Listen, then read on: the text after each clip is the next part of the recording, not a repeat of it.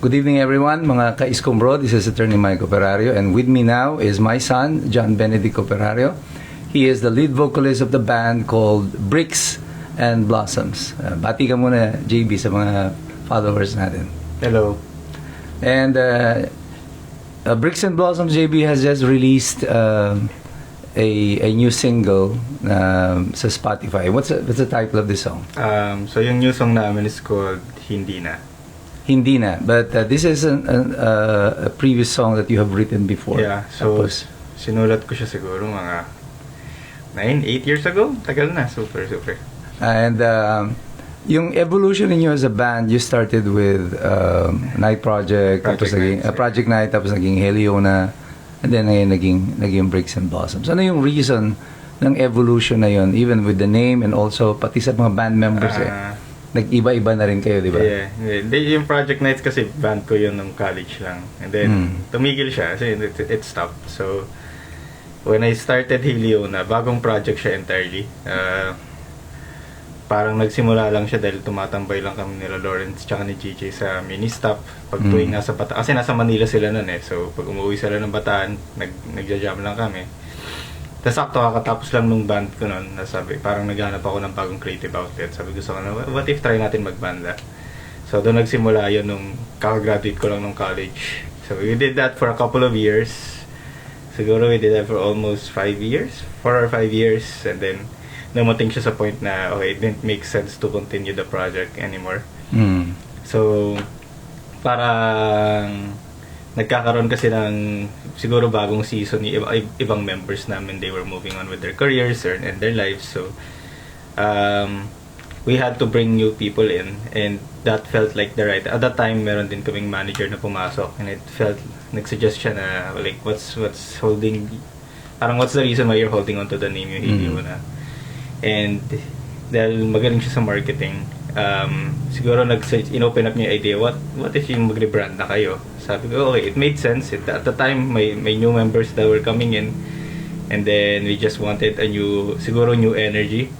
So that's why naging Bricks and Blossom siya, kasi in a sense, it was more marketable than keeping Heliona. Okay. So yung Bricks and Blossoms, wala naman itong any particular reason why it was selected, or wala siyang nostalgic reason? So yung ano kasi namin, yung buong siguro brand identity ng even from Heliona pa, kaya yung first album namin is called Blossom kasi it revolves around the idea of Powerpuff Girls. So kulay pink siya before, now nasa blue kami, which is Bubbles and Buttercup. So yung next namin is Buttercup, but matagal pa siya, siguro around next year pa mangyayari yung rebrand na. So, ubusin niyo yung Powerpuff Girls. Yeah. So, parang naglaro lang kami ng mga siguro idea around Powerpuff Girls. So, doon nabuo yung Bricks and Blossom. Kasi si Bricks is yung guy counterpart ni Blossom. So, parang... But you can say that this new project, this new Bricks and Blossoms, is the more matured version of Heliona. Siguro ito siya. This one has more direction and clarity, like where you want to go.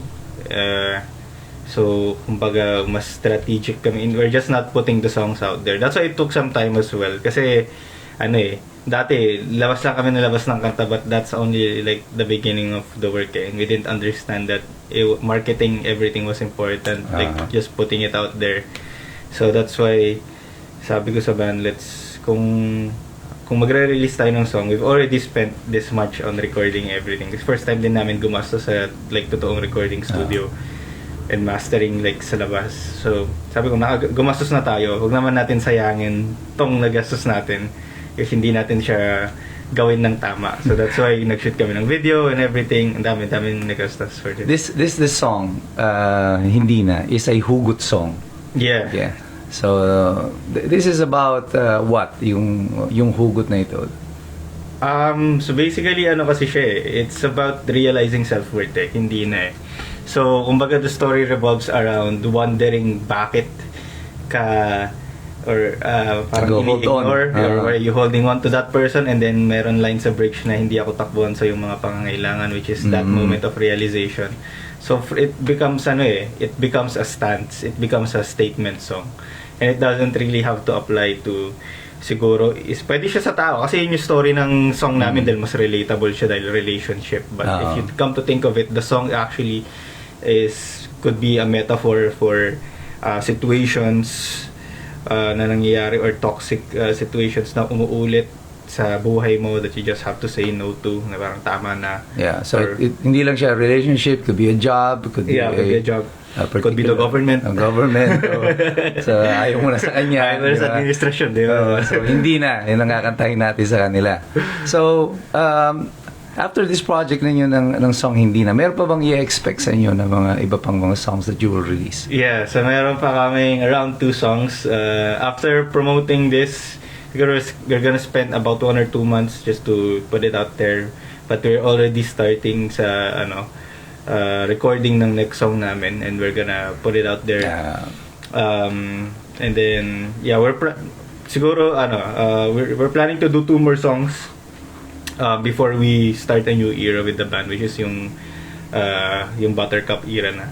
So it's been a long time coming din so we just need to put out yung last 2 songs namin, and those 2 are completely new songs.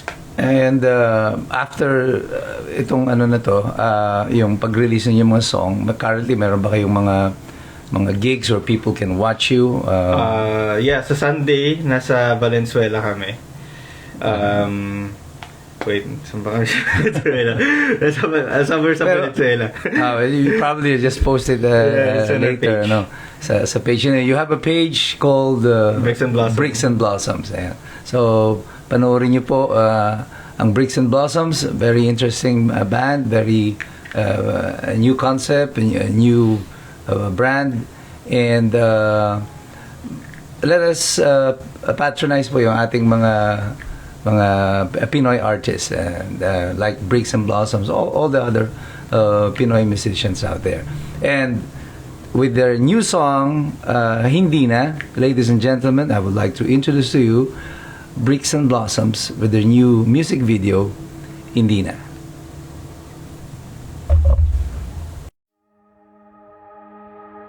Ito na naman ako nag-isip, naglalakad lang mag-isa.